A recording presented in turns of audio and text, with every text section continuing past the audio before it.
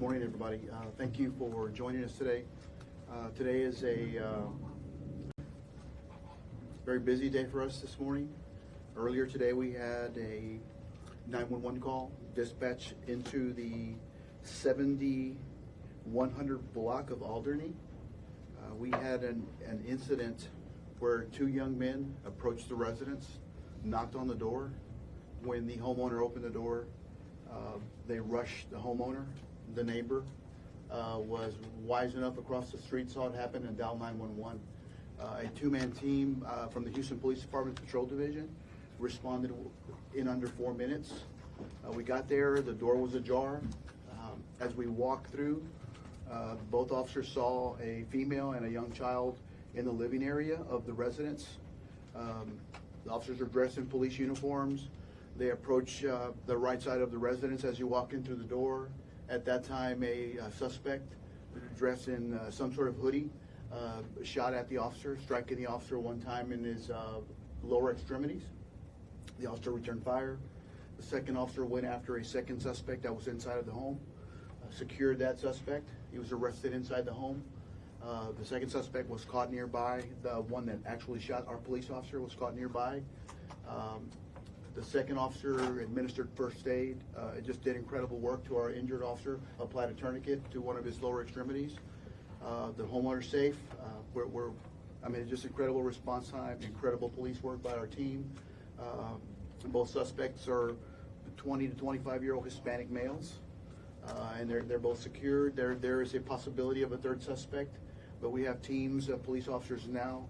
We have people from the DPS TAG assisting with us, which is a gang. There's no gang nexus that we know of yet, but they're helping scour the area to make sure that if there is a third person, we'll catch him. Right now, there's no threat in the immediate community.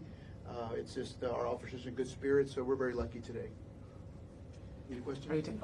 By any chance, was this connected to a previous call for an assault, possibly at a Walmart? I don't know that answer, no, ma'am. Chief, you mentioned. Yes. Sorry. You mentioned that once the officers enter the home, they saw a woman and a child. It sounds like the suspect shoots at them at the lower extremity. That's where I kind of lost. Okay, so when we walk into the front door, I guess into the immediate living room, we see the homeowner and a small child. As we move towards the right, because we knew that there was a home invasion, we went into a walkway or an area, not a walkway, a doorway, and the suspect came out of what we think is a bedroom and shot immediately at the officer. The officer returned fire, did not strike the suspect, but that was the suspect that ran out the back. The second officer proceeded to clear the home, and he caught the other suspect, secured him, and then came back and administered life-saving first aid to our police officer. So there was two officers there. There's two officers, a two-man unit, yes. And that second suspect was at the home when that second officer. Two suspects were inside the home. He was in a rear bedroom as well, and that officer secured him, handcuffed him, and brought him back with him to administer first aid to our police officer. Did the officers have any reason to think these suspects were armed as they were entering the house? They did not, no. What's the condition of the mother and child? They weren't treated at the scene, but our victim services is helping them there at the home. So right now, we don't know of any injuries or any that they sustained. The response time was incredible, under 4 minutes, so we got there pretty quick. What do we think these guys were doing? I mean, were they fleeing from something? Were they just trying to steal stuff from the house? What do we think their motive was? I can't speak to their motive, but they knocked on the door according to the 911 caller, and then when the woman opened the door, they rushed the home, so probably to burglarize the home. Can you remind us what time it was again? Sure. The 911 call dropped at 9:40 a.m. and we got there just under at 9:44. When we look at this situation, how worse off could this have been? Well, again, I have to thank the neighbor, right? Because the homeowner didn't dial 911. It was the neighbor across the street that actually saw the two gentlemen or two suspects come and knock on the door, and then saw them go in, and that neighbor thought it was odd.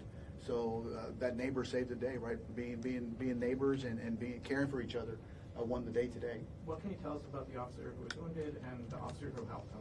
What are their experience levels? Okay, the officer that was wounded is a 9-year veteran, all on patrol. Again, he's got an injury to to his lower extremity, and he did a phenomenal job today. I'm not sure on the second officer, his status, the years of service, but I think around 12 years as well. You said he applied a tourniquet? He applied a tourniquet to our injured officer's leg and stopped the bleeding that he had. Is that something that the officers are equipped with normally? Yes, everyone in the police department carries one. Was there a getaway car? That was reported that there was a white vehicle, a suspect vehicle, but we were not able to determine it right away. So the teams that we have working the area are looking for a white vehicle, possibly. What kind of vehicle? It's just a four-door small car, possibly a Honda is what we were told, but we're not sure with that information. The third person's in that one possibly? We don't know if it was a third person. We just saw a white, smaller vehicle, a suspicious vehicle driving back and forth near the home. It may have been just somebody looking at the police activity at the residence. Is there roadblocks, perimeters up there right now? Right now, there's no roadblocks, there's no perimeters or anything like that. Can you talk a little bit about the life-saving training that officers get? How often do they get it? How important is it that officers know how to do these life-saving measures to help not only the public but each other? It's critical. So, you know, we task our police officers with a lot of special training. It's almost every year we're asked to do something more difficult as the normal police officer is used to, but that is one of the specialized training, and we provided tourniquets in the training because it's going to save a life. And it's not just for the police; it's also for a victim of a crime or a fireman injured. So the men and women of the Houston Police Department are very well trained, the best in the business. So today's is a point that they were ready and they were prepared and perhaps actually saved our officer's life with a tourniquet. How many guns were recovered from the scene? We have recovered one gun at the scene, and I understand that the second young man that was arrested, detained quickly, also had a gun in his possession. So there were 2 guns, one on each suspect? Each suspect had a handgun, yes, Just the ma'am. one shot that was fired? Just one person shot, Okay, and one single shot or multiple shots? multiple shots. Okay. Is there a message to the community when it comes to this situation? We know that the mom was there with the child, I don't know if it was her child, opened the door. I wonder if there's any advice for police when it comes to that kind of thing. Well, the message is know who's coming to your home. Make sure that you just don't open your home to anybody. Make sure that we're locking our doors when we're in our homes. And again, my hat's off to the neighbor for being vigilant and taking care of their neighbor, caring about their community and getting involved and helping us help them, right? The response time was incredible. I have to keep harping on that because that 2-man team did an incredible job today for this community.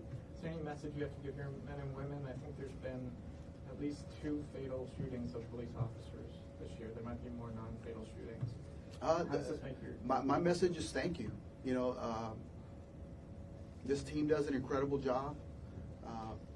It's no secret we're short-staffed, but every single day, this is a real police department. Every single day, the men and women of this office, they bring their A game. And the bad guys need to know that this is a serious police department, that we're well-trained, and we will absolutely do our jobs in this community to make sure that our citizens are getting exceptional police services. And I want to just mention that I got several calls from John Whitmire, keeping up with our teammates, and I want to thank him for his concern and all the city council for their calls and their prayers. This is a collective group. This is a team effort here, and we're working every day to make this office, this police department, the best in the business. Were you able to talk to the officer who was shot? How is he? Is he talking? Is he coherent? I spoke to him briefly, and he said he's in very good spirits. He's a hero in my book, hero status all the way. The entire thing was just incredible, and it didn't happen like in the movies. It happens fast-paced. It happens quickly. So both of our police officers today were just tremendous assets to this community, and they did an incredible job. And he's still here recovering. He's correct? still here recovering. Yes, ma'am. How was he transported here to the hospital? Was it by police cruiser, HFD? He was treated by the Houston Fire Department in an ambulance. And I want to thank them for the incredible work they did on the back of the box. It's serious. This is a true public safety team, and oftentimes they don't get the credit, but they do the hard work as well. And I want to thank the dispatchers for taking the call and sending it to the right street, because it all worked today. No, anything in Spanish? Yeah. Anybody else in English? Yeah. Yes. Go. Do you have any sense of how much time it took between the tourniquet and the officer, him being shot, the tourniquet, and then him getting to the hospital? And how critical is that time? That time is absolutely critical, but I can tell you probably 35 seconds, 40 seconds, by the time that the officer applying the tourniquet secures the suspect in the back room, brings the suspect with him, lays him down near our officer, and then applies the tourniquet. So that slows it stops the bleeding, right? So then HFD did an incredible job transporting our officer. But once we get the talented staff that we have at the Houston Fire Department, we're in good hands. So within 40 seconds or so. 40 seconds from the time he secures, brings back approximately, and gets the tourniquet on our staff member. Great work today. What Return leads you to shots, believe? were return shots fired at all? The officer that was injured returned one shot. Okay, and then No, do we, forgive me, he shot 2 or 3 times, did not try to strike the suspect. and do we And have that's a, still under review. do we have a general age of the child, infant, newborn, 5, under 5, under 10? I'm gonna say under 5. I mean, I haven't gotten that far, but it's a small child. Do the suspects have any priors? What do we know about them? We're working through that now.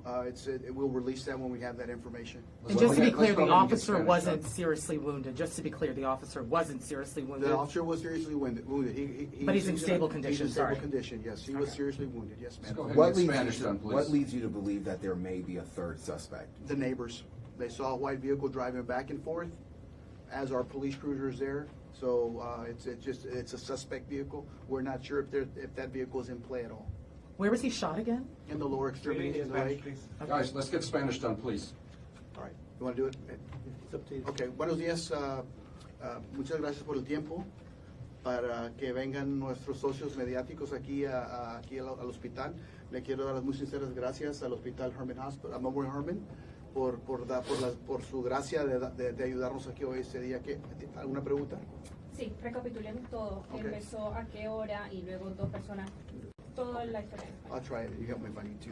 Hoy en la mañana, como a las 9:40 de la mañana, recibimos una llamada al 911 de un vecino de una casa en la cuadra 7100 Alderney. El vecino reportó que vio a 2 personas sospechosos entrar a la puerta de una casa y se le hizo sospechosa a persona, por eso le habló al 911. Nosotros respondimos. Una patrulla con 2 patrulleros, respondimos y llegamos antes en menos de 4 minutos. A la entrada de la casa vimos a la señora de la casa y a un niño bajo de 5 años en la sala de la casa. El oficial entró. Cuando entró, en menos de 4 o 5 segundos encontró a uno de los sospechosos en una recámara detrás de la casa. Cuando el sospechoso vio al policía, el sospechoso les disparó 3 o 4 veces, no estamos seguros ahorita, y en esos entonces nuestro oficial disparó para atrás. El oficial recibió una herida en una de las piernas y el otro policía que entró con él arrestó al otro sospechoso en una de las recámaras de atrás de la casa. Entonces a ese tiempo el policía que arrestó al muchacho, porque eran 2 muchachos hispanos de 20 a 25 años de edad, lo movió de la recámara con las esposas cerca al pareja de él, al partner, y entonces le hizo tratamiento médico para que no se hiciera peor la herida. Al momento que encontraron a los sospechosos, tenían algo en las manos, a lo mejor estaban intentando robar algo o simplemente estaban buscando alrededor de la casa.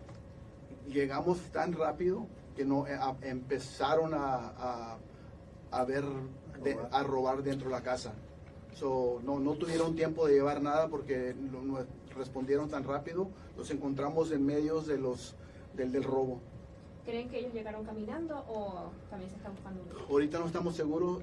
Cuando el vecino nos habló al 911, tenemos entendido que esa persona vio que caminaron sobre la puerta, tocaron a la puerta, la señora les abrió la puerta.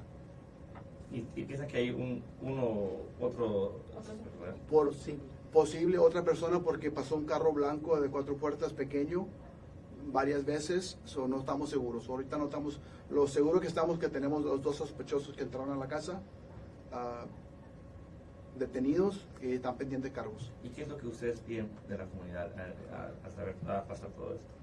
Lo que les pido es que hagan lo que hizo el vecino, que se cuiden uno al otro, que reporten si ven algo sospechoso, Porque si nosotros no lo sabemos, no podemos responder. No estamos en posición de saber todo lo que está pasando. Es una ciudad gran, enorme, pero si estás viendo que tu vecino está algo sospechoso en su casa, llámenos para nosotros responder como hoy. Y la señora que pues ella misma le abrió la puerta, Claro. ¿qué se le recomienda a los residentes? Sí, si no conoces a quién viene a la puerta, mejor que se fijen por la puerta a quién entrar. Y si ven que no es alguien que están esperando, llámenos a la policía. Las víctimas, en este caso, la dueña de la casa, también estamos hablando de una persona hispana. No, no estoy seguro. No sé qué raza es. Any other questions? When you say lower extremities, are we talking about the thighs? In the leg, in the thigh. Thigh. Okay. Yeah. Thanks, looking forward, appreciate it. Anything else, guys? One last thing, this will be reviewed, and it'll, the body worn camera data will release in the next 30 days, on or about 30 days. Can you Thanks. release the officer's name yet? I'm not ready. Crime Stoppers, any additional information? If there's any information, just notify Crime Stoppers. If you saw something, if you drove by, if you have a camera in your vehicle, if you recorded something on the cell phone, please call Crime Stoppers to let them know that you have information, and help us, help the community, help us provide exceptional services. Were the officers wearing their vests at the time? Yes, they were both very west, yes, sir. Okay. Thank you. Thank you. That's it, that's all I got. Appreciate it. Thank you very much.